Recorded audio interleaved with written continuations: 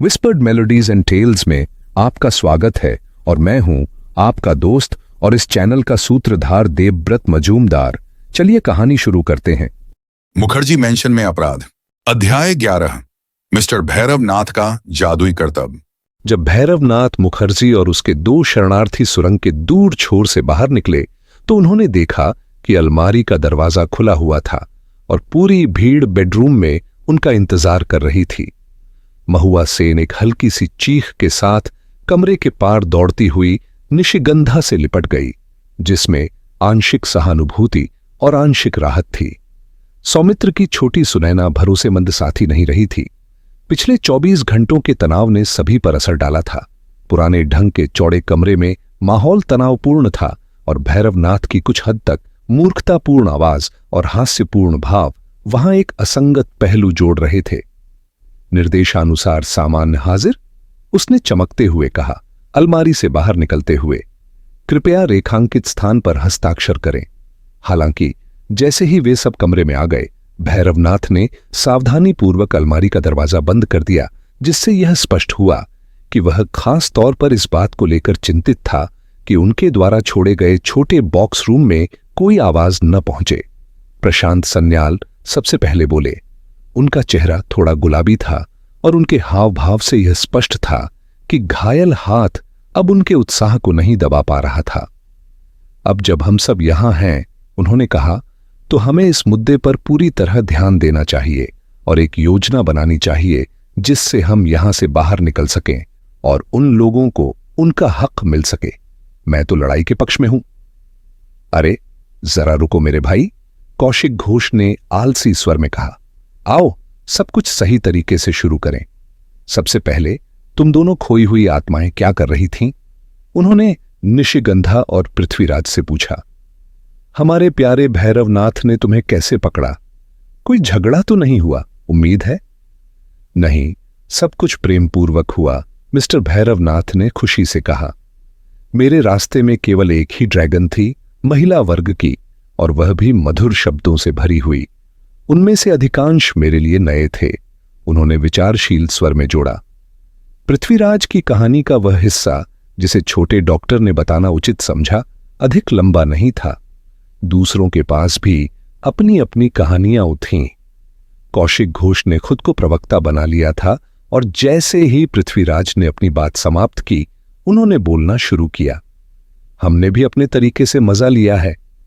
बूढ़े डाशहाउंड William Smith ने हमें एक एक करके बुलाया, हमारे सवाल जवाब लिए, हमारे पारिवारिक इतिहास के बारे में पूछा, हमारी जेबें टटोली और फिर जाने दिया। उसने हमें सबको केंद्रीय बड़े हॉल में बंद भी कर दिया और हमारे कमरों की दोबारा तलाशी ली। बूढ़े सौमित्र ने एक नौकर को अपने पक्ष में करने की कोशिश की, लेकिन बदले में उसे अपनी तोंद पर बंदूक की नली झेलनी पड़ी। लड़कियों की तलाशी एक भयानक बूढ़ी गृह प्रबंधिका और एक सनकी नौकरानी ने ली और अंत में, लेकिन कम महत्वपूर्ण नहीं, हमें हेनरी का एक गोपनीय व्याख्यान भी मिला, जिसमें उसने अपने दोस्त का सबसे मजेदार चरित्र चित्रण किया जिसकी कोई कल्पना कर सकता है। वह रुका और बीती घटनाओं की याद में उसके चेहरे पर हल्की मुस्कान दौड़ गई। उसके अनुसार वह बूढ़ा आदमी मिस्टर हाइड, गिल्स डी रे और नेपोलियन के बीच का एक मिश्रण है, लेकिन इनमें से किसी की भी चतुराई उसमें नहीं है। मिस्टर हाइड और गिल्स डी रे कौन थे?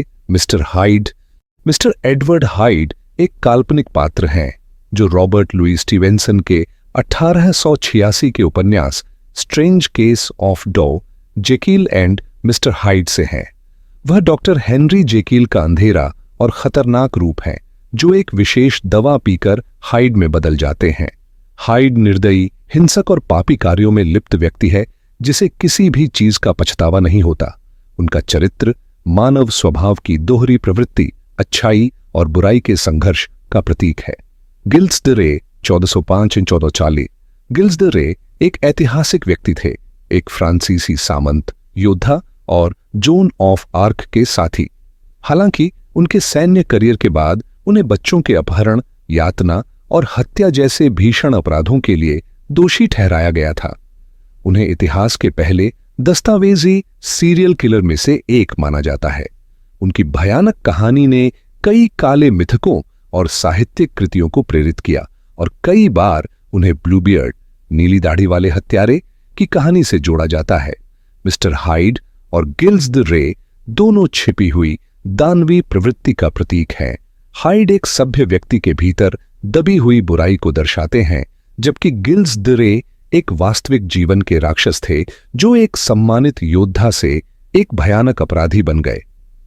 कुल मिलाकर मैं उससे सहमत हूं, उसने आगे कहा, लेकिन इससे उसे या हमें कोई फायदा नहीं हो रहा, क्योंकि न तो उसे अपना पैकेज मिल रहा है और न ही हम अपने घर वापस जा पा रहे हैं।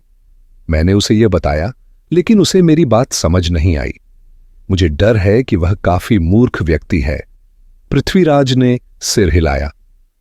शायद वह मूर्ख हो, उसने कहा, लेकिन साथ ही वह बेहद खतरनाक भी है। मैं तुम लोगों को यह बता दूं, उसने अपनी भूरी आंखों में अचानक आई दृढ़ता के साथ कहा, मेरे जमीर पर एक बोझ है। वे दस्तावेज ही थे। हमारे यहां आने के पहले ही दिन मेरे पास थे और मैंने उन्हें जला दिया। मैंने कल उससे जाकर यह कहा, लेकिन उसने मेरी बात पर यकीन नहीं किया। वह रुका और अपने आसपास नजर दौड़ाई। भैरवनाथ की हल्की सी उभरी आंखें उसके बड़े चश्मे के पीछे चमक रही थीं और शुभेंदुनाथ ने पृथ्वीराज की चिंतित निगाह को सहानुभूतिपूर्वक समझा। बाकी लोग चौंक तो गए थे, लेकिन उनके चेहरे पर अप्रसन्नता नहीं थी। भैरवनाथ ने सबकी साझा सोच को जुबान दी। क्या तुम्हें पता है कि वे दस्तावेज असल में थे क्या? उसने पूछा और उसके लहजे में हल्का सा विस्मय था। पृथ्वीराज ने सिर हिलाया। वे कोड में लिखे गए थे, लेकिन मुझे अंदाजा हो गया था, उसने कहा और फिर अपने विचारों का सारांश उन्हें समझाया। भैरवनाथ ने पूरी बात ध्यान से सुनी और फिर हल्की आवाज में बोला, तुमने उन्हें जला दिया? उसने स्वप्निल स्वर में कहा, फिर अचानक विषय बदलते हुए जोड़ा, मुझे आश्चर्य है कि क्या 5 अरब रुपए के नोटों का धुआं किसी और चीज के धुएं से अलग दिखता होगा? पृथ्वीराज ने तेजी से उसकी ओर देखा। 5 अरब रुपए? उसने दोहराया। क्यों नहीं? भैरवनाथ ने हल्के स्वर में कहा। यहां आधा क्राउन, वहां आधा क्राउन, ऐसे ही जोड़ने पर बड़ी रकम बन जाती है। बाकी लोग उसे उसकी सामान्य मूर्खताओं में से एक मान रहे थे, लेकिन पृथ्वीराज ने उसके बड़े चश्मे के पीछे झांकती आंखों को गंभीरता से लिया और उसकी चिंता बढ़ गई। भैरवनाथ इतनी बड़ी रकम का अनुमान लगाने में गलत नहीं हो सकता था, खासकर जब उसे इस पूरे मामले की इतनी जानकारी थी।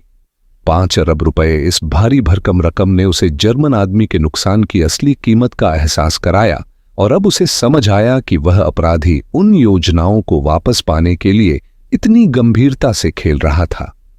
उसे पहले अंदाजा नहीं था कि दांव इतना ऊंचा था। अचानक उसे पूरी स्थिति का असली रूप स्पष्ट हो गया और उसके अगले शब्द तेज और निर्णायक थे। हमें यहां से निकलना पहले से कहीं ज्यादा जरूरी हो गया है, उसने कहा। असल में हमें तुरंत निकलना होगा। हां, मैं जानता हूं कि यही योजना पहले से थी, लेकिन अब यह अनिवार्य हो चुका है। किसी भी क्षण विडबी वापस आ सकता है और विलियम स्मिथ को यकीन हो जाएगा कि मैंने कल उससे जो कहा था वह सच था। फिर वह क्या करेगा, इसका कोई ठिकाना नहीं। हमारी एकमात्र आशा यह है कि हम उसके आने से पहले यहां से निकल जाएं। सिर्फ एक ही तरीका है, मैं पहले से यही कह रहा हूं। यह प्रशांत सन्याल था जिसने बात की। वह बिस्तर के किनारे बैठा था, उसके पैर क्रॉस किए हुए थे और उसका युवा चेहरा सतर्क और उत्साही था। हमें सीधी लड़ाई लड़नी होगी, यही हमारा एकमात्र रास्ता है। अगर कोई अकेले भागने की कोशिश करेगा तो वह स्थानीय पुलिस को भी नहीं बता पाएगा। मैंने इसके बारे में सोचा है। वे हमें देख लेंगे और हमें पता है कि उन्हें गोली चलाने में कोई हिचक नहीं है। हॉल में एक सूट ऑफ आर्मर, लोहे की लड़ाई वाली पोशाक है, भैरवनाथ ने अचानक सुझाव दिया। मैं उसे पहनकर रात में बाहर चला जाऊंगा। अगर तुम चाहो तो वे मुझ पर जितना चाहे गोली चला सकते हैं। यह कैसा रहेगा? पृथ्वीराज ने तेजी से उसकी ओर देखा, लेकिन उसके चेहरे पर कोई व्यंग्य नहीं था। हालांकि जब प्रशांत सन्याल ने थोड़ा बेरुखी से प्रतिक्रिया दी तो भैरवनाथ झेंप गया। माफ करना, उसने बिना पीछे देखे कहा, हमारे पास अब इस तरह की बातों का समय नहीं है। हम एक भयंकर मुश्किल स्थिति में फंसे हुए हैं और हमें लड़कियों के साथ खुद को भी इससे बाहर निकालना होगा। मैं कह रहा हूं, सीधी लड़ाई ही इसका एकमात्र उपाय है। देखो, मैंने पूरी योजना बना ली है। हमें अभी थोड़ी ही देर में पहला मौका मिलने वाला है। अभी तक हमें हर रात डिनर मिला है, तो हमें उम्मीद करनी चाहिए कि आज रात भी मिलेगा। तब 2 लोग हमारी सेवा में रहेंगे। हमें पता है कि वे दोनों हथियारबंद हैं और जिस तरह से उन्होंने सौमित्र के साथ व्यवहार किया, उससे यह भी साफ है कि वे बंदूक चलाना जानते हैं। अरे, क्या बंदूक चलाना इतना मुश्किल होता है? भैरवनाथ ने हल्की सी हैरानी के साथ कहा। मुझे तो यही समझ आया था कि बस ट्रिगर दबाओ और पॉप, गोली चल जाती है। प्रशांत सन्याल ने उसे घूरती हुई नजर दी और अपनी योजना समझाना जारी रखा। इन लोगों से निपटने का सिर्फ एक ही तरीका है। पहला काम होगा इन दोनों को काबू में करना और उनकी बंदूकें छीनना। हम 6 लोग हैं, हमें यह आसानी से कर लेना चाहिए। फिर सबसे बेहतरीन निशानेबाज उन दोनों रिवॉल्वरों को लेकर बाकी लोगों को तलाशेंगे। सबसे अहम बात यह है कि पहले हिस्से का काम पूरी तरह से चुपचाप होना चाहिए। मेरा मानना है कि एक बार अगर हमने ये 2 बंदूकें हथिया लीं, तो बाकी लोगों को भी आसानी से काबू में कर लेंगे। हम तैयार रहेंगे, संगठित रहेंगे, वे नहीं होंगे। क्या कहते हो? कुछ पलों तक सन्नाटा छाया रहा। कौशिक घोष फैला था, जिसने अपनी सहमति दी। मैं इसके लिए तैयार हूं, उसने कहा। मैं भी, शुभेंदुनाथ ने शांत स्वर में कहा। पृथ्वीराज और सौमित्र अभी भी झिझक रहे थे, जबकि भैरवनाथ ऐसे दिख रहा था जैसे वह पूरी स्थिति को बाहर से देख रहा हो, हमेशा की तरह माइल्ड और मूर्खतापूर्ण। पृथ्वीराज निशिगंधा के बारे में सोच रहा था। सौमित्र की मंगेतर भी उसके बाजू में सहमी हुई थी, लेकिन भैरवनाथ, वह जैसे कुछ भी नहीं सोच रहा था। आखिरकार यह हमारा एकमात्र मौका लगता है, यह सौमित्र था जिसने कहा, और उसकी बात सुनकर पृथ्वीराज को झटका सा लगा। लड़के की बात पूरी तरह से सही थी। उसने प्रशांत सन्याल की ओर देखा। ठीक है, उसने कहा, मैं तुम्हारे साथ हूं। प्रशांत सन्याल ने अब भैरवनाथ की ओर देखा। और तुम? उसने पूछा। भैरवनाथ ने सिर हिलाया। ओह, मैं अलग नहीं हो रहा हूं, उसने कहा। मुझे ये मारपीट वाली चीजें पसंद नहीं, लेकिन जब ये मुझ पर थोप दी जाती हैं तो मैं कतराता भी नहीं। हमें करना क्या है? प्रशांत सन्याल के दिमाग में पूरी योजना स्पष्ट थी। यह बहुत आसान है, उसने कहा, अपने बिना घायल हाथ में ठुड्डी टिकाते हुए। उसकी आंखों में एकाग्रता की झलक थी। मुझे आपके करियर को आकार देने दें, भैरवनाथ ने मजाकिया अंदाज में कहा। प्रशांत सन्याल गुस्से से लाल हो गया और उसने अपनी मुद्रा छोड़ दी, लेकिन फिर भी वह अपनी योजना समझाने में लगा रहा। मेरी योजना यह है, उसने कहा, कि 3 लोग लड़कियों के साथ नीचे डिनर के लिए जाएं। मुझे डर है कि लड़कियों को भी साथ जाना पड़ेगा, नहीं तो उन लोगों को शक हो जाएगा। वे खाना शुरू करेंगे और बाकी 3 लोग दरवाजे के बाहर इंतजार करेंगे, जब तक कि उनमें से एक आदमी साइड टेबल पर काम में व्यस्त होगा और दूसरा मेन टेबल पर सर्व कर रहा होगा। उसी समय कोई एक गिलास जमीन पर गिरा देगा, यही संकेत होगा। फिर दरवाजे के बाहर खड़े लोग अंदर घुसेंगे और पहले आदमी को पकड़ लेंगे। उनमें से एक उसकी बाजू पकड़ लेगा, दूसरा उसके मुंह में रूमाल ठूंस देगा और तीसरा अगर जरूरत पड़ी तो उसे सिर पर मारने के लिए तैयार रहेगा। देखो, इसमें हम गलती नहीं कर सकते। बस हमें यह सुनिश्चित करना है कि वे हम पर शक न करें। हमें उन्हें अचानक घेरना होगा। यह बहुत आसान है, जब तक कि हम शोर न मचाएं। हां, भैरवनाथ अचानक गंभीरता से खड़ा हुआ। बहुत ही चतुर योजना, लेकिन हमें खुद से यह सवाल पूछना चाहिए, क्या यह पूरी तरह से न्याय संगत है? 3 लोग एक के खिलाफ? देखो, हमें यह याद रखना चाहिए कि हम भारतीय हैं और हमारे कुछ सिद्धांत होते हैं। क्यों ना हम सब एक हाथ अपनी पीठ के पीछे बांध लें, या फिर मैं उन्हें एक एक कर द्वंद्व युद्ध के लिए चुनौती दूं।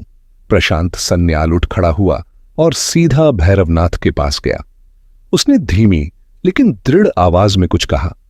भैरवनाथ झेंप गया। मैंने सोचा नहीं था कि तुम इसे इस तरह लोगे। ठीक है, जैसा तुम चाहो। मैं अब और कुछ नहीं कहूंगा। बेहतर होगा कि तुम कुछ न कहो, प्रशांत सन्याल ने कहा और अपनी जगह वापस चला गया।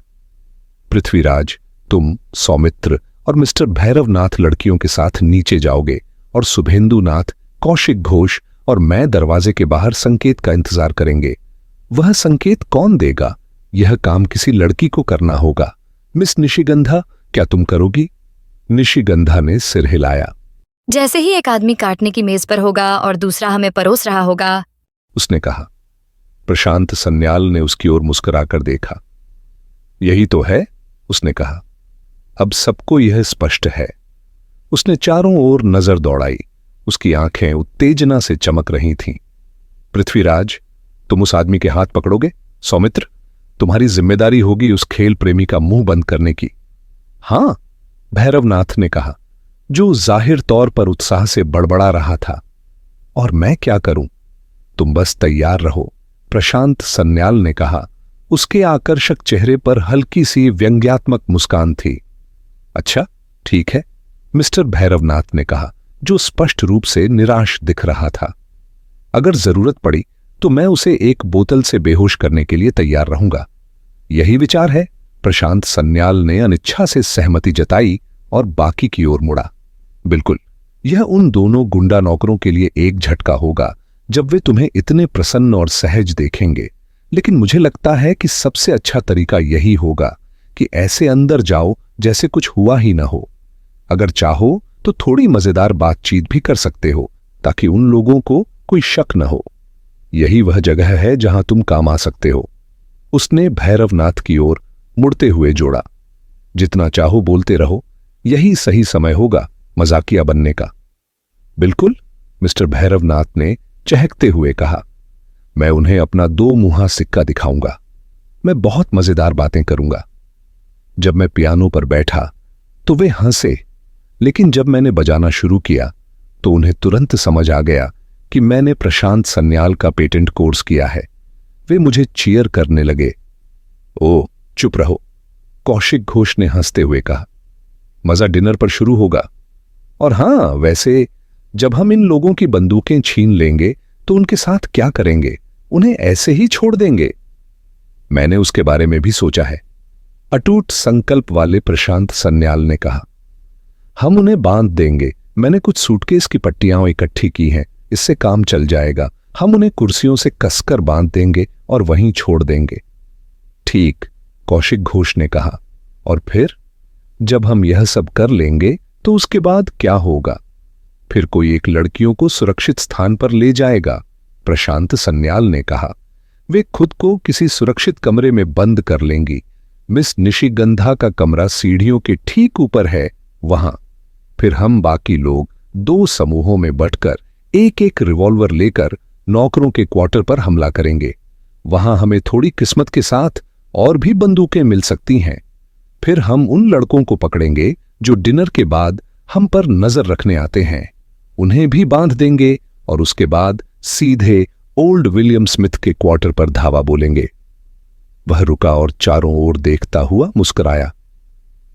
जैसे ही सब पर हमारा नियंत्रण हो जाएगा, हम लड़कियों को लेंगे और पूरे समूह के साथ घर से निकल जाएंगे।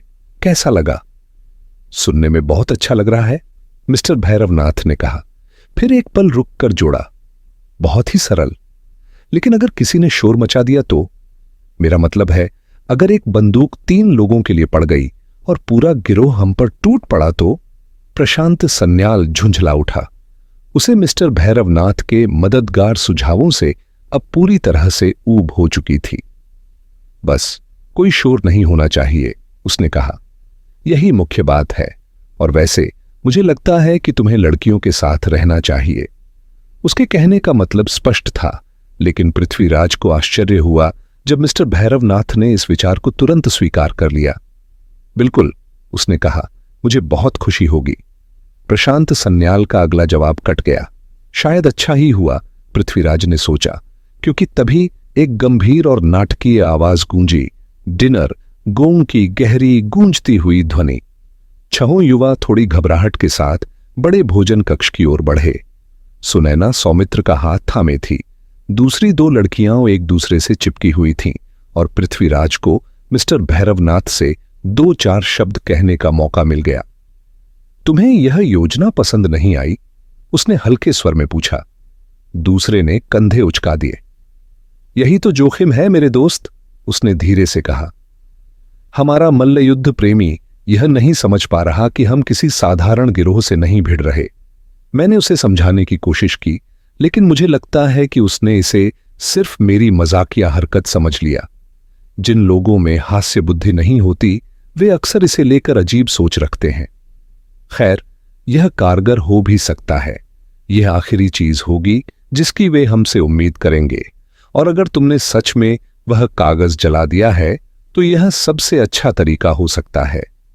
तुम शायद मुझे मूर्ख समझते हो, पृथ्वीराज ने कुछ चुनौती भरे अंदाज में कहा। भैरवनाथ मुस्कुराया।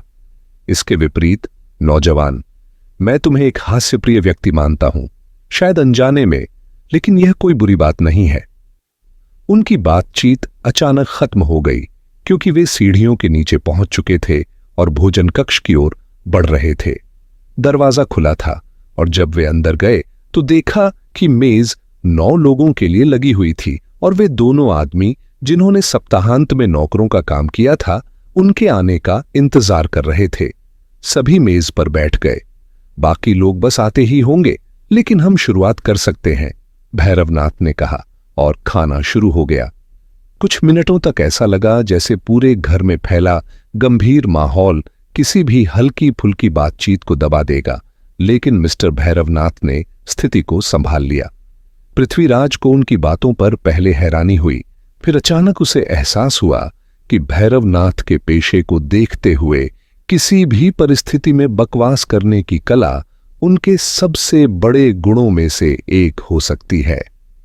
इस वक्त वह खाने के बारे में बात कर रहे थे। उनकी ऊंची आवाज उत्साह से भर गई थी और उनके पतले चेहरे की आंखें उनके सींग के फ्रेम वाले चश्मे के पीछे से चौड़ी हो गई थीं। यह इस पर निर्भर करता है कि खाने का मतलब क्या है, वह कह रहे थे। मैं खुद को ठूंसने में विश्वास नहीं रखता, लेकिन मैं उन लोगों में से भी नहीं हूं जो खाने के खिलाफ हैं। मैं एक महिला को जानता था जिसे खाने में विश्वास नहीं था। उसे लगता था कि यह शरीर के आकार के लिए खराब होता है, तो उसने खाना बिल्कुल छोड़ दिया। भयानक नतीजे हुए। जाहिर है वह इतनी दुबली हो गई कि कोई उसे देख ही नहीं पाता था। पति को अकेले रहने की आदत हो गई। अलगाव, तलाक। ओह, मैं खाने में विश्वास रखता हूं। अच्छा, क्या तुमने मेरा नया नैपकिन और नमकदानी वाला जादू देखा है? काफी शानदार है, क्या नहीं? जैसे ही उन्होंने यह कहा, उन्होंने नैपकिन से एक नमकदानी को ढक दिया, उस पर कुछ रहस्यमय हरकतें की, फिर अचानक कपड़ा हटा दिया और नीचे केवल चमकती हुई लकड़ी थी। पृथ्वीराज को अचानक चिंता हुई। वह नमकदानी प्राचीन थी, शायद काफी महंगी भी, लेकिन भैरवनाथ का कर्तव्य अभी खत्म नहीं हुआ था। कुछ और जादुई इशारों के बाद वही नमकदानी अचानक उस नौकर के वेस्टकोट से बाहर निकलती हुई दिखाई दी जो उनकी सेवा कर रहा था। देखा, उन्होंने कहा, एक शानदार कर्तव्य है ना? पूरी तरह ज्योतिषीय विधियों से किया गया। अगला कर्तव्य करने के लिए मुझे 2 सहायकों, एक जीवित मछली, 4 पौधे और एक छोटा सा गोल्ड फ्लेक्स सिगरेट का पैकेट चाहिए। यह कहते ही उन्होंने तेजी से चारों ओर देखा और अचानक उनका कोहनी निशिगंधा के गिलास से टकरा गई, जिससे वह जमीन पर गिरकर चकनाचूर हो गया। अगर भैरवनाथ तुरंत अपनी कुर्सी से कूदकर जमीन पर झुककर टुकड़े इकट्ठा करने का नाटक न करते तो कमरे में एक असहज चुप्पी छा जाती, लेकिन उन्होंने अपनी हरकतों से माहौल को संभाल लिया। क्या मूर्खता कर दी? क्या मूर्खता, मिस निशिगंधा? क्या मैंने आपकी ड्रेस पर छींटे डाल दिए? पूरी जमीन पर गिर गया। कितनी गंदगी, कितनी गंदगी! अरे भाई, इधर आओ, झाड़ू और तसला लेकर आओ। वह इतनी हड़बड़ी और शोर मचा रहे थे कि किसी ने ध्यान ही नहीं दिया कि दरवाजा खुला और प्रशांत सन्याल का छोटा दल अंदर आया, सिवाय भैरवनाथ के, जो आधा झुका हुआ था और उसके पास से गुजरते पैरों को साफ देख सकता था। उसी क्षण जब कौशिक घोष ने मेज के पास खड़े आदमी पर छलांग लगाई, भैरवनाथ ने तुरंत दूसरे नौकर की टांगों को घुटनों के नीचे पकड़कर जमीन पर गिरा दिया और वह लगभग पेशेवर कुशलता से फर्श पर आ गिरा। 2 सेकंड के भीतर भैरवनाथ उसकी छाती पर बैठ गया। उसके घुटने उसकी बाहों पर जम गए और उसने एक रूमाल से उसका मुंह बंद कर दिया। पृथ्वीराज और सौमित्र तुरंत उसकी मदद के लिए आए और मिलकर उस आदमी को एक कुर्सी पर कसकर बांध दिया। अब वह उनकी ओर घूर रहा था, बिल्कुल असहाय और मूक। प्रशांत सन्याल की टोली भले ही थोड़ी कम कुशल थी, लेकिन उतनी ही सफल रही। प्रशांत सन्याल, जो उत्साह से लाल हो रहा था, अब अपने कैदी की लोडेड रिवॉल्वर हाथ में लिए खड़ा था। क्या तुमने इसकी बंदूक ले ली? उसने कहा। उसकी खुद की आवाज उसे ही भारी और कर्कश लगी। उसने भैरवनाथ के कैदी की ओर इशारा किया। नहीं, पृथ्वीराज ने जवाब दिया और तलाशी लेने लगा। 2 मिनट बाद उसने निराश होकर सिर उठाया। इसके पास कोई बंदूक नहीं है, उसने आखिरकार कहा, और यहां तक कि वह आदमी खुद भी हैरान लग रहा था। प्रशांत सन्याल ने धीमे स्वर में गाली दी और अपनी पकड़ी हुई बंदूक कौशिक घोष को पकड़ा दी। तुम इसे रखो, उसने कहा। मेरा दायां हाथ बेकार है, मैं इसका इस्तेमाल नहीं कर सकता। फिर वह सीधे भैरवनाथ की ओर मुड़ा। अब भैरवनाथ, तुम लड़कियों के साथ ऊपर जाओ। पृथ्वीराज, तुम्हें भी उनके साथ जाना चाहिए।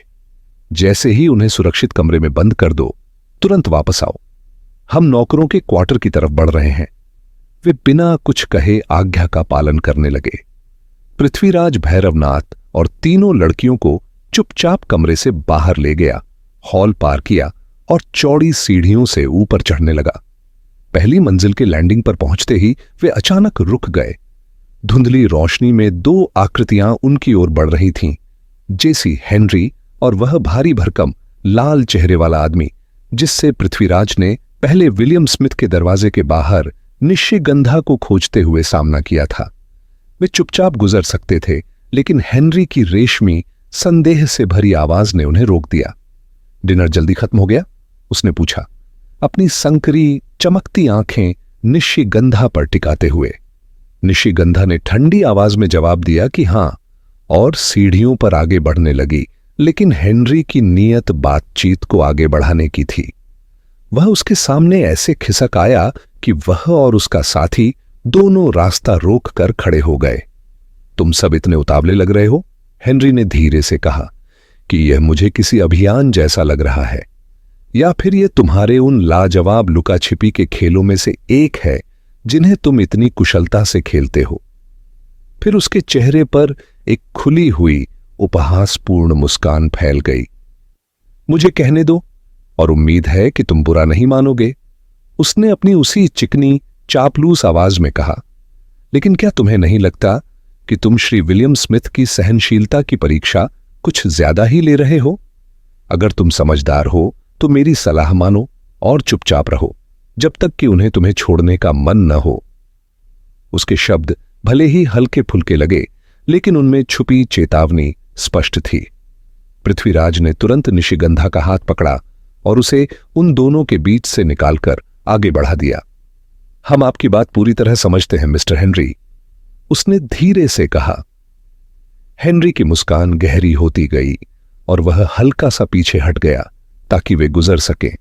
पृथ्वीराज ने उसकी मुद्रा को पूरी तरह नजरअंदाज किया। वह कोई बहस नहीं चाहता था, कम से कम तब तक नहीं जब तक लड़कियां सुरक्षित कमरे में पहुंच न जाएं। वे चुपचाप आगे बढ़ ही रहे थे कि अचानक नीचे कहीं से एक साफ और डरावना रिवॉल्वर का धमाका गूंज उठा। तुरंत ही हेनरी की उपहास भरी मुस्कान गुस्से में बदल गई। उसकी सारी शंकाएं अब पुष्टि में बदल चुकी थीं। तो यह वाकई एक अभियान था, है ना? उसने धीरे से कहा। अब जरा इसका स्पष्टीकरण देना होगा। पृथ्वीराज को एहसास हुआ कि एक बार फिर वे फंस चुके हैं। उस पर एक गहरी हताशा छा गई। अचानक अंधेरे में उनके पीछे से एक ऊंची लेकिन हल्की सी मूर्खतापूर्ण आवाज आई, जिसमें फिर भी एक अनोखी सख्ती थी। इतनी बातें मत करो, हाथ ऊपर करो। पृथ्वीराज स्तब्ध खड़ा रह गया। हेनरी और उसका भारी भरकम साथी, जिनके चेहरों पर गुस्से और हैरानी का मिला जुला भाव था, धीरे धीरे अपने हाथ ऊपर उठाने लगे। जल्दी करो आदमी, इनकी बंदूकें लो। पृथ्वीराज के कानों में वही बेपरवाह लेकिन सख्त आवाज आई। उसने तुरंत आज्ञा का पालन किया। हेनरी की जेब से एक छोटी खतरनाक पिस्तौल निकाली और उसके गुंडे के पास से एक भारी सर्विस रिवॉल्वर छीनी। अब मुड़ो, तेज चलो, हाथ ऊपर रखो, मैं बेहद खतरनाक आदमी हूं और गोली बिल्कुल पक्की मारता हूं। पृथ्वीराज ने अनायास ही पीछे मुड़कर देखा और वही नजारा देखा जो हेनरी और उसके साथी ने कुछ पल पहले देखा होगा। भैरवनाथ मुखर्जी का सरल और मूर्खतापूर्ण चेहरा, जो हल्की रोशनी में और भी पीला और गंभीर लग रहा था, और उसके हाथ में चमचमाती हुई भारी वेबली रिवॉल्वर जो सीधी उन पर तनी हुई थी। लड़कियों को उनके कमरे में डाल दो, मिस निशिगंधा को छोटी पिस्तौल दे दो और फिर मेरे साथ आओ, भैरवनाथ ने धीरे से पृथ्वीराज से कहा जब उनकी अजीब सी टुकड़ी सीढ़ियों पर चढ़ने लगी। फिर उसने सामने चल रहे दोनों आदमियों को जोर से चेतावनी दी, संभल कर चलो, कोई चालाकी मत करना। अगर तुम में से किसी ने भी ज्यादा शोर मचाया तो इसे जानबूझकर की गई आत्महत्या समझा जाएगा। वैसे भी एक आदमी कम बांधना पड़ेगा। फिर उसने पृथ्वीराज से धीरे से कहा, मैं इन्हें अपने कमरे में ले जा रहा हूं, वहां मिलना। ये दोनों फिसलने में माहिर हैं और 2 बंदूकें एक से बेहतर हैं। पृथ्वीराज ने हेनरी की छोटी रिवॉल्वर निशिगंधा को थमा दी, जिसे उसने उत्सुकता से पकड़ लिया। हम ठीक रहेंगे, उसने फुसफुसाकर कहा। तुम उसके पीछे जाओ, ये लोग बहुत खतरनाक हैं। भगवान के लिए जब तक हम वापस नहीं आते यहीं रुकना, पृथ्वीराज ने भी जवाब में फुसफुसाया। निशिगंधा ने सिर हिलाया और एक पल के लिए उसकी गहरी भूरी आंखें पृथ्वीराज की आंखों में टिकीं। फिर वह सुनैना और महुआ सेन के साथ कमरे के अंदर चली गई और पृथ्वीराज ने राहत की सांस लेते हुए भैरवनाथ का पीछा किया। निशिगंधा सच में गजब की लड़की थी। कमरे के अंदर पृथ्वीराज ठीक समय पर भैरवनाथ के पास पहुंचा और कमरे का दरवाजा खोलने में उसकी मदद की। उन्होंने दोनों कैदियों को अंदर धकेल दिया। अब भैरवनाथ ने कहा, यहां बहुत अंधेरा हो रहा है, इसलिए हमें तेजी से काम करना होगा। पृथ्वीराज, तुम इन दोनों पर नजर रखो। मुझे लगता है कि तुम्हें दाएं वाले पर गोली चलानी पड़ सकती है। यह भयानक गालियां बक रहा है जब तक कि मैं मिस्टर हेनरी की जरूरतें पूरी करता हूं। फिर उसने मजाकिया लहजे में जोड़ा, मेरा प्रिय मित्र प्रशांत सन्याल मेरी सारी रस्सियां उड़ा ले गया है, और भले ही मैं मेहमानों जैसा बर्ताव करना चाहता हूं, पर अब और कोई उपाय नहीं है। मुखर्जी मेंशन की चादरों की कुर्बानी देनी होगी। यह कहते हुए उसने विशाल चारपाई बिस्तर की चादरें उतारी और उन्हें चौड़े पट्टों में फाड़ने लगा। अगर तुम हेनरी साहब को इस पलंग के खंभे से सटकर खड़ा रहने के लिए मना सकते हो तो शायद हमारे लिए कुछ आसान हो जाए। हाथ ऊपर रखे रहना कृपया, उसने हल्के व्यंग्य में जोड़ा। 10 मिनट बाद बिस्तर के खंभे से बंधा एक ममी जैसा शांत आकृति दिखाई दी। हेनरी के हाथ ऊपर की ओर बंधे हुए, मुंह में ठूंसा हुआ एक अस्थाई गाग और उसकी आंखों में जमी नाराजगी। भैरवनाथ अपने काम को गर्व से देखते हुए पीछे हट गया। फिर उसने दूसरे कैदी पर नजर डाली। भारी भरकम खतरनाक दिखने वाला आदमी, उसने टिप्पणी की। यह बिस्तर के लिए बहुत वजनी है, इसे ठूंसने के लिए कुछ और है क्या? जैसे ही उसने कमरे में इधर उधर नजर दौड़ाई, उनके कैदी को अचानक कोई अवसर दिखा। पृथ्वीराज की नजर हटते ही वह झपट्टा मारते हुए डॉक्टर की टांगों पर लपका और उसे जमीन पर गिरा दिया। पृथ्वीराज के हाथ से बंदूक छिटक कर दूर जा गिरी और वह मोटा गुंडा अपने विशाल बालों वाले हाथ से उसे उठाने के लिए झपटा, लेकिन भैरवनाथ उससे भी तेज था। एक बिल्ली जैसी तेज गति से उसने बंदूक झपट ली। जैसे ही वह गुंडा आगे बढ़ा, अपनी पूरी ताकत से घूंसा मारने के लिए भैरवनाथ ने फुर्ती से पीछे हटते हुए अपना हाथ ऊपर उठाया और फिर पूरी ताकत से रिवॉल्वर की बट उसके मुंडे हुए सिर पर दे मारी। गुंडा लकड़ी के गट्ठे की तरह नीचे गिर पड़ा। पृथ्वीराज हांफते हुए उठ खड़ा हुआ, शर्मिंदा और क्षमा याचना के स्वर में बोला, माफ करना, मुझे जरा भी उम्मीद नहीं थी कि ऐसा होगा। भैरवनाथ हंसते हुए बोला, मेरे प्यारे दोस्त, अपनी संगठन शक्ति, नेतृत्व क्षमता, आत्मविश्वास, दृढ़ संकल्प, बिक्री कौशल और व्यावसायिक प्रतिभा मत खोना। सकारात्मक सोचो।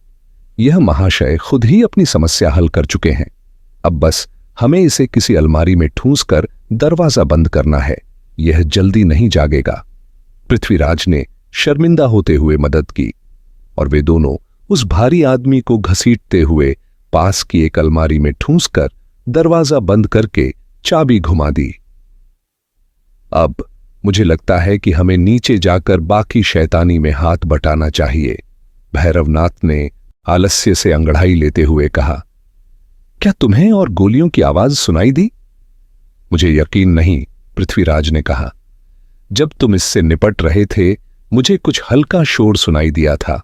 और हां भैरवनाथ, मैं तुमसे पहले नहीं पूछ पाया, लेकिन तुम्हें यह बंदूक कहां से मिली? भैरवनाथ ने अपनी मोटी ऐनक के पीछे से मुस्कुराते हुए जवाब दिया। ओह, यह तो एक मजेदार संयोग था। मुझे शक था कि हालात बिगड़ सकते हैं, इसलिए मुझे यह सुनिश्चित करना था कि कम से कम एक बंदूक किसी ऐसे इंसान के हाथ लगे जिसे दिखावा करना तो आता हो। पृथ्वीराज ने जिद की। लेकिन यह तुम्हें मिली कहां से? मुझे तो लगा कि सिर्फ उन 2 आदमियों के पास बंदूक थी। भैरवनाथ ने सिर हिलाया। बिल्कुल सही, जब हमने उन पर धावा बोला तब उनके पास कोई बंदूक नहीं थी। फिर उसने चुटकी बजाते हुए जोड़ा, असल में मैंने यह बंदूक पहले ही उड़ा ली थी, खाने के दौरान जब मैं अपनी अविश्वसनीय नमकदानी की कलाकारी दिखा रहा था। वह मेरी पहली और आखिरी मौका था और मैं उसे छोड़ नहीं सकता था। पृथ्वीराज स्तब्ध होकर उसे देखने लगा। भगवान की कसम, उसने प्रशंसा भरे स्वर में कहा, तुमने अपनी जादूगरी के दौरान उसकी जेब काट ली? भैरवनाथ कुछ पल रुका, फिर हल्के से सिर झुका लिया। खैर, उसने मुस्कुराकर कहा, अगर तुम्हें पसंद हो तो इसे जेबकतरी नहीं बल्कि हाथ की सफाई कह सकते हैं। जब पृथ्वीराज और भैरवनाथ धीरे धीरे सीढ़ियों से नीचे पहली मंजिल की ओर बढ़ रहे थे तो घर अस्वाभाविक रूप से शांत लग रहा था। लोहे के कैंडल होल्डरों में मोमबत्तियां नहीं जलाई गई थीं और गलियारे पूरी तरह अंधेरे में डूबे थे। सिर्फ उन जगहों पर हल्की धुंधली रोशनी थी जहां किसी खुले दरवाजे से सितारों की हल्की चमक अंदर आ रही थी। पृथ्वीराज ने अपने साथी का हाथ हल्के से छुआ और धीरे से फुसफुसाया, कैसा रहेगा अगर हम अलमारी वाले रास्ते से होकर बॉक्स रूम जाएं और फिर वहां से सीढ़ियों के जरिए विलियम स्मिथ के कमरे में चिमनी के दरवाजे से दाखिल हों? हो सकता है हम उसे चौंका दें। मिस्टर भैरवनाथ कुछ पल हिचकिचाए, फिर उनकी वही हल्की मूर्खतापूर्ण सी आवाज गहरे अंधेरे में गूंजी, बुरा विचार नहीं है डॉक्टर, लेकिन मुझे डर है कि हम इसके लिए देर कर चुके हैं। फिर एक हल्की मुस्कुराहट के साथ बोले, नीचे हमारे दोस्तों की बंदूकबाजी ने बूढ़े जनाब को पहले ही चेता दिया होगा कि यहां कुछ गड़बड़ है। यह तो स्वाभाविक ही है। मुझे लगता है अब हमें सीधे नीचे चलना चाहिए और देखना चाहिए कि छोटे मोटे काम कैसे चल रहे हैं। धीरे चलो, अपनी बंदूक तैयार रखो और भगवान के लिए तब तक मत चलाना जब तक कि मामला जीवन या परमानंद की नींद का न हो जाए। अपनी बात पूरी करते ही भैरवनाथ 1-2 कदम आगे बढ़ गए और वे दोनों एकल पंक्ति में लंबा गलियारा पार करने लगे। सीढ़ियों के पास बिना किसी बाधा के वे सीढ़ियों के शीर्ष तक पहुंच गए और कुछ क्षणों के लिए रुके, सुनने के लिए। नीचे सब कुछ बिल्कुल शांत था, पुराने मकान की रात की भारी रहस्यमयी खामोशी। पृथ्वीराज को अपने पैरों के तलवों में एक अजीब सी सनसनाहट महसूस हुई और उसके कॉलर का बटन जैसे अचानक ज्यादा कस गया हो। फिर एक लंबे अंतराल के बाद भैरवनाथ आगे बढ़े, दीवार की छाया में सिमटकर इतनी सावधानी से कदम रखते हुए कि पुराने लकड़ी के फर्श से जरा भी चरमराहट न हो। पृथ्वीराज भी उतनी ही सतर्कता से उनके पीछे चला, बंदूक मजबूती से उसकी मुट्ठी में थी। यह सब कुछ उसके लिए नया और असहज था, लेकिन उसने मन ही मन तय कर लिया था कि वह इस काम को पूरी तरह निभाएगा। अनुभव भले ही कम हो, साहस की कोई कमी नहीं थी। सावधान! अचानक भैरवनाथ की दबी हुई लेकिन चेतावनी भरी आवाज सुनते ही पृथ्वीराज चौंक पड़ा। यहां एक घायल पड़ा है। भैरवनाथ फौरन नीचे झुके और अगले ही पल एक छोटी सी टॉर्च की हल्की रोशनी सीढ़ियों पर पड़े एक व्यक्ति के चेहरे पर पड़ी। पृथ्वीराज का दिल जोर से धड़कने लगा। वह खून से सना चेहरा किसी और का नहीं बल्कि प्रशांत सन्याल का था। उसके दाएं कनपटी से खून बह रहा था। लगता है किसी परिचित भारी हथियार से इसे सिर पर मारा गया है। भैरवनाथ ने अफसोस भरे स्वर में कहा। बेचारा बहुत ही उतावला था। लड़के तो लड़के ही रहेंगे, लेकिन खैर, जो हो गया सो हो गया। क्या यह मर चुका है? पृथ्वीराज ने घबराहट भरे स्वर में पूछा। भैरवनाथ कुछ हैरानी से बोला, मरा? ओह नहीं नहीं, यह बस कुछ समय के लिए खेल से बाहर है। हमारे दुश्मन इस तरह के कामों में माहिर हैं। मुझे लगता है कि डेडी विलियम स्मिथ ने अब तक अपने चूजों को मारने से परहेज किया है। फिर उसने धीरे से जोड़ा, मगर अब जब हमने खुलकर हमला करना शुरू कर दिया है तो वह क्या करेगा, इसका अंदाजा लगाना मुश्किल है। मुझे लगता है हमें पूरी सावधानी बनाए रखनी चाहिए। इसे यहीं छोड़ दो, जहां यह है वहां सुरक्षित है, और आगे बढ़ो। पृथ्वीराज सावधानी से बेहोश पड़े प्रशांत सन्याल के ऊपर से गुजरा और भैरवनाथ के पीछे पीछे आगे बढ़ गया। अचानक हमला वे अभी सीढ़ियों के नीचे पहुंचे ही थे कि आगे क्या करना है इस पर विचार करने का मौका ही नहीं मिला। नीचे नौकरों के क्वार्टर की दिशा से अचानक जोरदार धमाका हुआ, जिसकी गूंज पूरे घर में फैल गई। फिर लगातार गोलियों की तड़तड़ाहट सुनाई दी और उसके तुरंत बाद किसी आदमी की दर्द से भरी चीख गूंज उठी। भैरवनाथ एकदम रुक गया। अब हो गया, उसने कहा। अब तो हमें उन्हें कुचलना ही होगा। चलो डॉक्टर। इतना कहकर वह तेजी से आगे बढ़ गया और पृथ्वीराज उसके पीछे लपका। सीढ़ियों के नीचे एक छज्जे के पास एक दरवाजा था। बंद था, लेकिन अंदर से कुंडी नहीं लगी थी। भैरवनाथ ने झटके से दरवाजा खोला और वे दोनों एक संकरी पत्थर की गलीनुमा मार्ग में दाखिल हुए। इस संकरी गली के दूसरे छोर पर एक और दरवाजा था। अंदर से उठती आवाजें अब तेज होती जा रही थीं। पृथ्वीराज को ऐसा महसूस हुआ जैसे उनके बहुत करीब ही कोई जबरदस्त लड़ाई हो रही हो।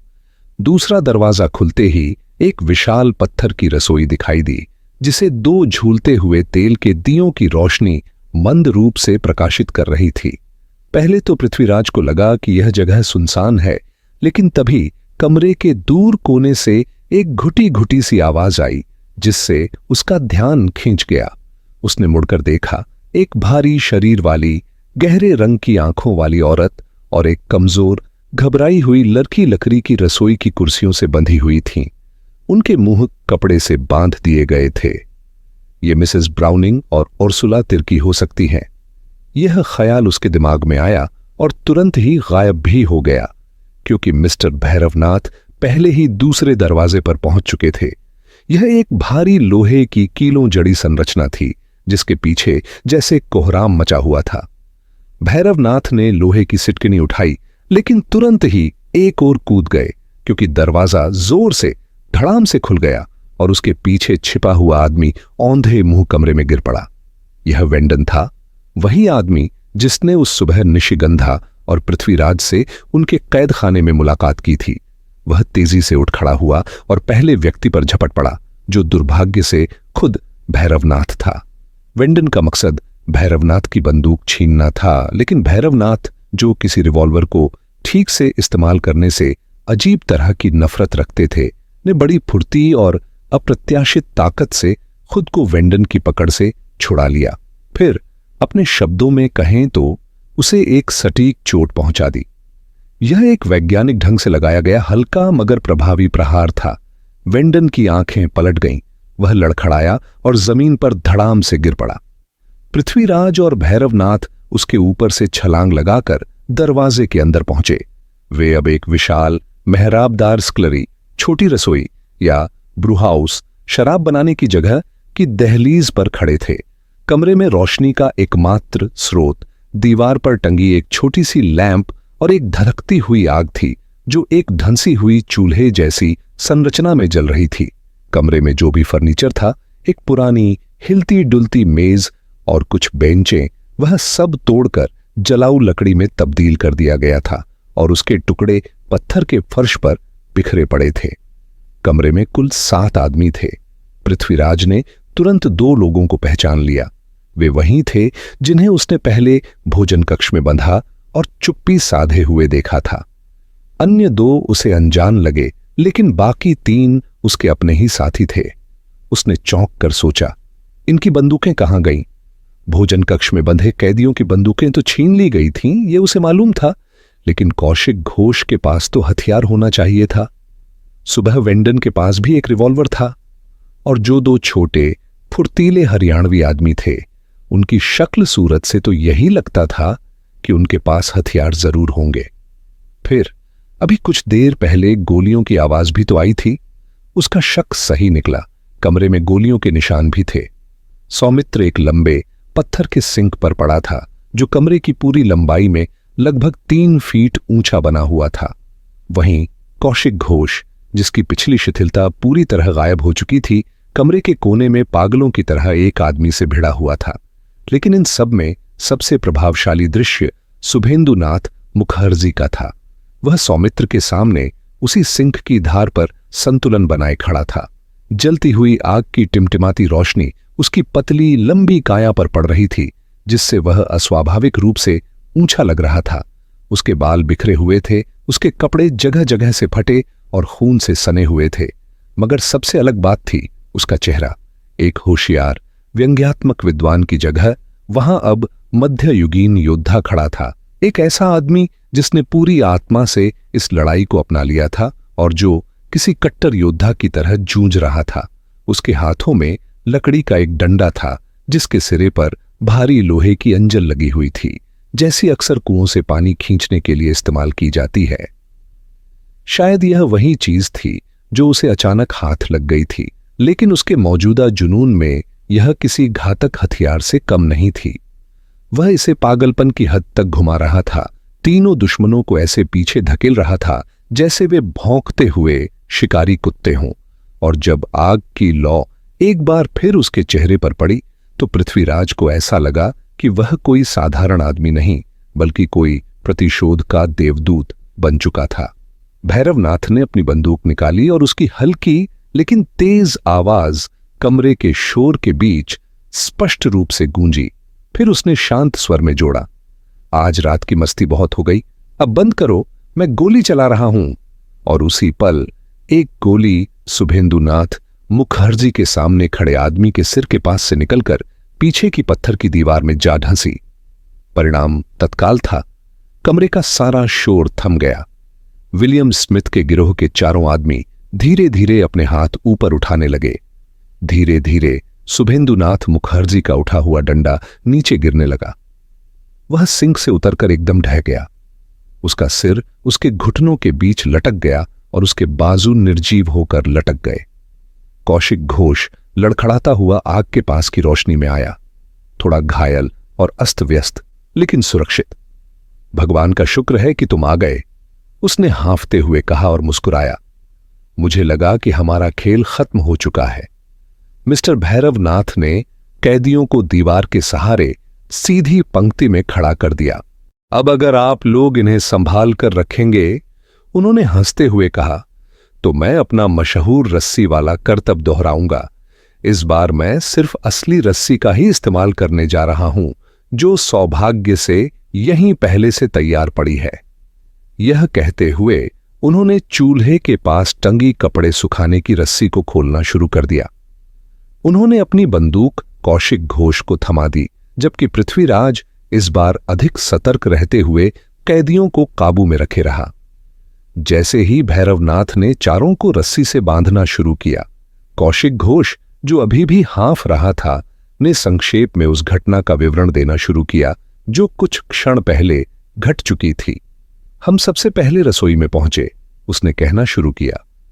वहां हमें कोई नहीं दिखा सिवाय उन औरतों के, लेकिन जैसे ही उन्होंने हमें देखा, उन्होंने जोर जोर से चीखना चिल्लाना शुरू कर दिया, इसलिए हमें उन्हें बांधना पड़ा।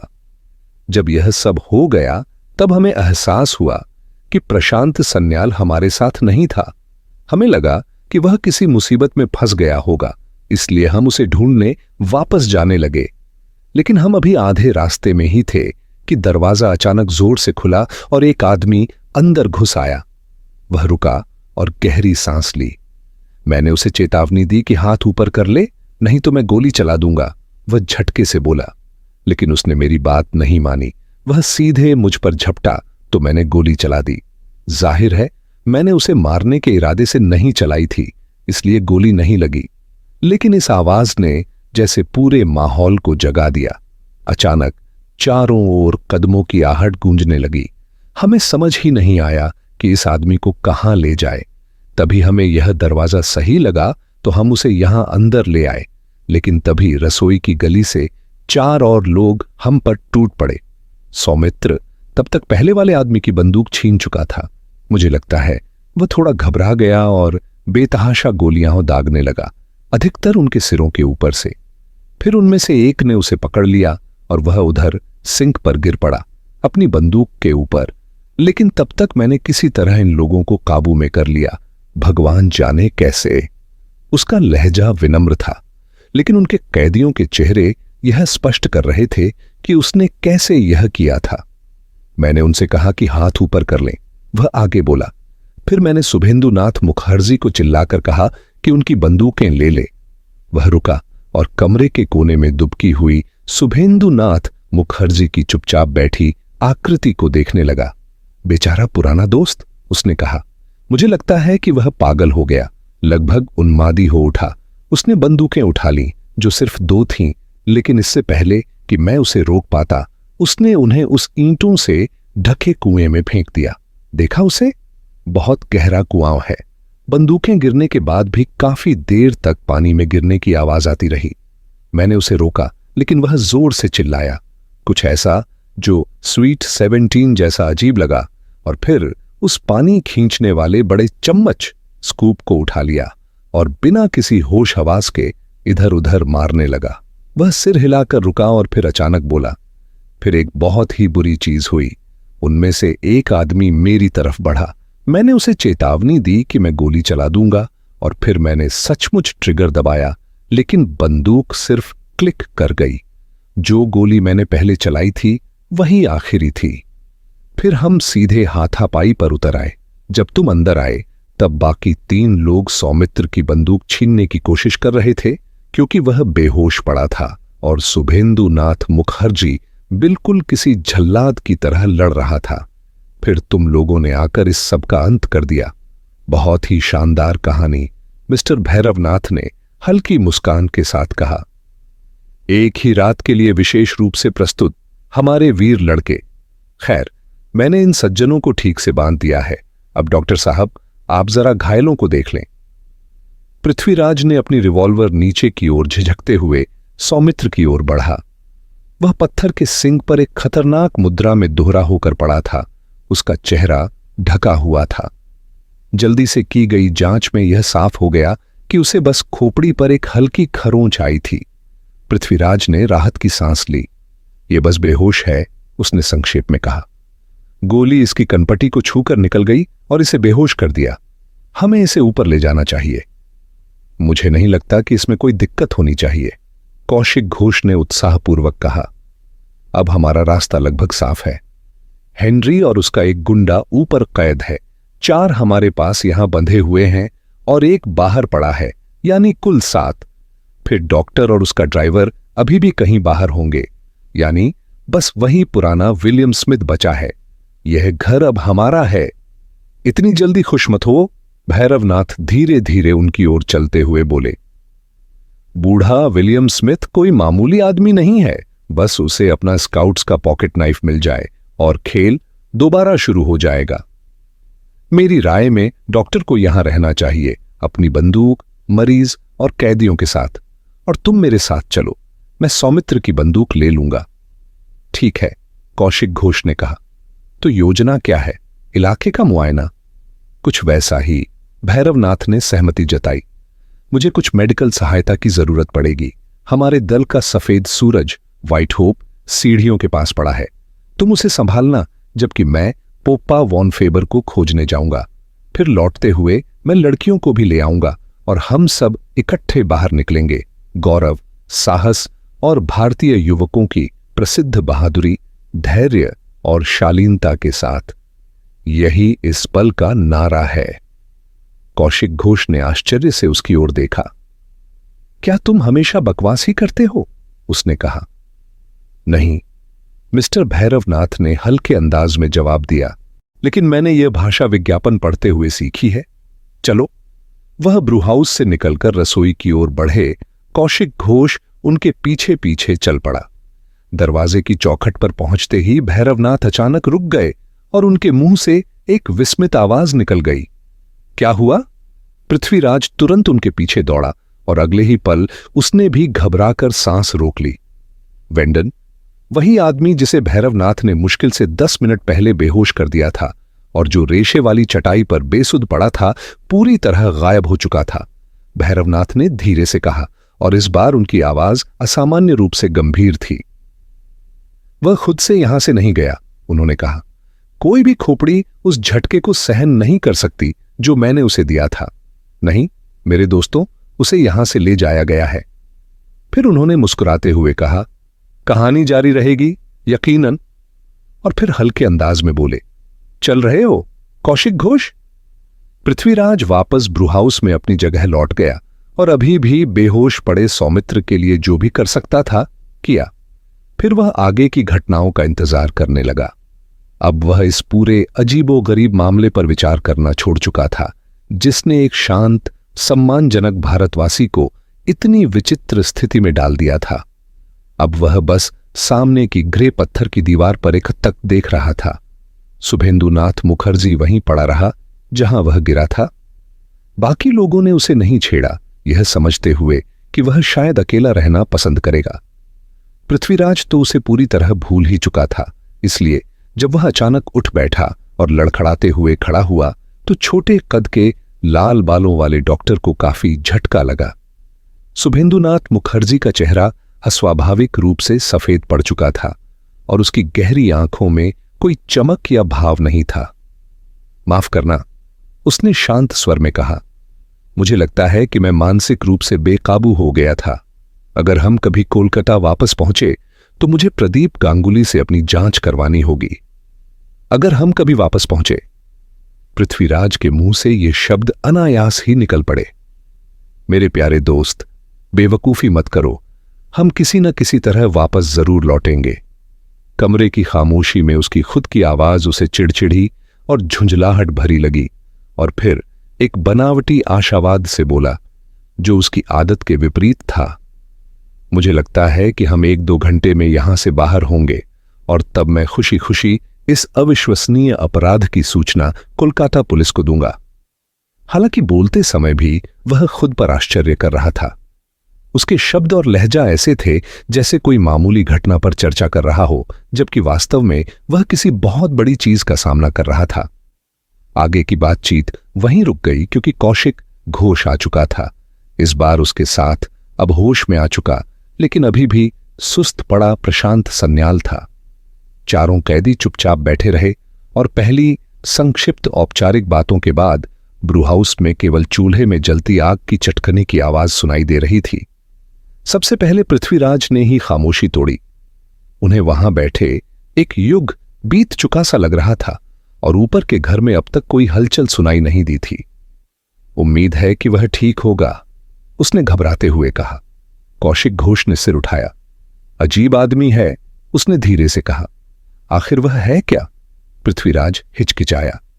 जितना अधिक उसने मिस्टर भैरवनाथ के पेशे के बारे में सोचा, उतना ही वह भ्रमित होता गया। उसके लिए यह समझ पाना कठिन था कि वह आदमी किसी ठग या संदिग्ध चरित्र से जुड़ा हो सकता है। यह संभावना भी थी कि भैरवनाथ वास्तव में एक हत्यारा हो, लेकिन जितना समय बीत रहा था उतना ही यह विचार हास्यास्पद और असंभव लगने लगा। उसने कौशिक घोष के सवाल का जवाब नहीं दिया और लड़का सुस्त स्वर में, जैसे खुद से ही बात कर रहा हो, आगे बोला। वह आदमी किसी जन्मजात मूर्ख जैसा लगता है, उसने कहा। अब भी मैं पूरी तरह यकीन नहीं कर सकता कि वह नहीं है, लेकिन अगर वह नहीं होता तो इस वक्त हम सब बुरी मुसीबत में फंसे होते। असल में बात यह नहीं है कि वह अचानक मजाक करना बंद करके गंभीर हो जाता है, उसने आगे कहा, बल्कि यह है कि वह हर समय मजाक कर रहा होता है। वह सच में एक मूर्ख है। वह एक अविश्वसनीय इंसान है, पृथ्वीराज ने स्वीकार किया और फिर जैसे अपने कर्तव्य के तहत जोड़ा, और एक अच्छा इंसान भी। लेकिन उसने और कोई टिप्पणी नहीं की और कमरे में एक बार फिर सन्नाटा छा गया। फिर भी किसी ने रसोई का दरवाजा खुलने की आवाज नहीं सुनी, न ही किसी के आने का आभास हुआ, जब तक कि एक परछाई चमकते हुए दरवाजे पर नहीं पड़ी और मिस्टर भैरवनाथ हमेशा की तरह निरापद और थोड़े हास्यास्पद लगते हुए चौखट पर प्रकट नहीं हुए। मैंने पूरे घर को छान मारा। उन्होंने धीरे से कहा, कोई भी नहीं है। बूढ़े डैडी हून और उसका साथी वैसे परिंदे नहीं निकले जैसा मैंने सोचा था। लगता है वे खिसक लिए। मुझे लगता है मैंने एक कार की आवाज सुनी थी। तैयार?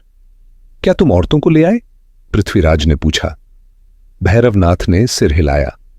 वे मेरे पीछे हैं, पूरी हिम्मत के साथ। सौमित्र को अपने कंधे पर उठा लो।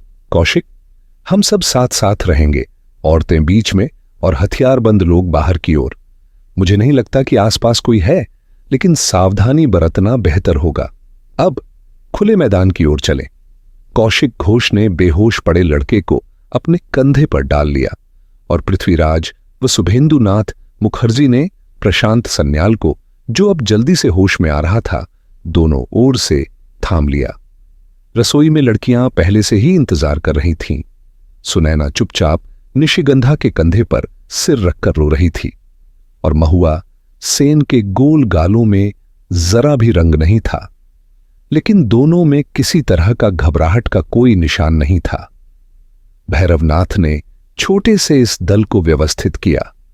वह सबसे आगे, उसके पीछे निशिगंधा और सुनैना, एक तरफ पृथ्वीराज, दूसरी ओर कौशिक घोष और महुआ सेन, जबकि शुभेंदुनाथ मुखर्जी और प्रशांत सन्याल सबसे पीछे। Side door? भैरवनाथ ने कहा। वह हमें सीधे गैराज के पास ले जाएगा। शायद अब तक वहां कुछ ईंधन मिल जाए, अगर नहीं तो हमें पैदल ही निकलना होगा। अब हमारी यात्रा शुरू होती है। पहला पड़ाव रविंद्र सदन, कोलकाता, फिर Trincas night club, Park Street, Kolkata, और फिर कैलकटा मेडिकल कॉलेज। बोलते हुए उन्होंने सभी को पत्थर की गली से बाहर निकाला, सीढ़ियों के नीचे से होते हुए गलियारे में पहुंचे और उस साइड डोर तक गए जिससे पृथ्वीराज ने उस मनहूस रात को गैराज जाने के लिए रास्ता लिया था, जब डैगर रिचुअल हुआ था। अब, उन्होंने कहा, जब उन्होंने अपनी असाधारण निपुणता से भारी दरवाजे की मोटी सलाखों और तालों को खोलना शुरू किया। यही वह पल है जब ऑर्केस्ट्रा धीमी धुन बजाना शुरू करता है, दर्शक अपनी टोपियां संभालते हैं और हम एक दूसरे की बाहों में समा जाते हैं। बस हो गया। उनके अंतिम शब्द के साथ ही किवाड़ की कुंडियां धीमी सी चरमराई और भारी दरवाजा भीतर की ओर खुल गया। बाहर रात घुप अंधेरी थी, लेकिन गर्म और सुहानी। सभी बेसब्री से बजरी वाले आंगन में निकल आए। आजादी की अनुभूति से उनके भीतर एक अजीब सी राहत भर गई थी। हे भगवान! भैरवनाथ के मुंह से यह शब्द एक घुटी हुई आवाज में निकले जैसे ही उन्होंने आगे कदम बढ़ाया। उसी क्षण बाकी सभी ने भी हल्की छाया में अपने सामने मुश्किल से 2 गज दूर एक बड़ी कार का रेडिएटर देखा। फिर अचानक तेज रोशनी वाली हेडलाइट्स ने उन्हें घेर लिया, जिससे उनकी आंखें पूरी तरह चौंधिया गईं। वे कुछ क्षणों के लिए पूरी तरह स्तब्ध और असहाय खड़े रहे, क्रूर रोशनी में फंसे हुए। फिर एक ठंडी, भावशून्य जर्मन आवाज उजाले में से उभरी, एक अजीब सी भयावहता के साथ। मैंने लाल बालों वाली लड़की पर अपनी रिवॉल्वर तान रखी है। मेरा सहायक बाईं ओर की औरत को निशाने पर लिए हुए है। अगर किसी ने भी मेरी आज्ञा के बिना जरा भी हरकत की तो हम दोनों फौरन गोली चला देंगे। अपने हाथ ऊपर उठाओ, सब के सब। बस ऐसे। नमस्ते प्यारे दोस्तों, स्वागत है विस्पर्ड मेलोडीज एंड टेल्स में, जहां संगीत और कहानियां एक नई जिंदगी पाती हैं। अगर आपको दिल को छू लेने वाले गीत और मनमोहक कहानियां पसंद हैं, तो आप बिल्कुल सही जगह पर हैं। तो जल्दी से सब्सक्राइब बटन दबाएं और बेल आइकन को टैप करें, ताकि हर नया गाना और कहानी आप तक सबसे पहले पहुंचे। अगर आपको ये पसंद आया हो तो लाइक बटन दबाना ना भूलें। आपका एक लाइक हमारे लिए बहुत मायने रखता है और हमें और बेहतरीन कंटेंट बनाने के लिए प्रेरित करता है। आपके प्यार और सपोर्ट के लिए धन्यवाद। इसी तरह हमारे साथ बने रहें, सपने देखें, सुरों में खो जाएं और कहानियों की दुनिया में डूब जाएं। मिलते हैं अगले वीडियो में।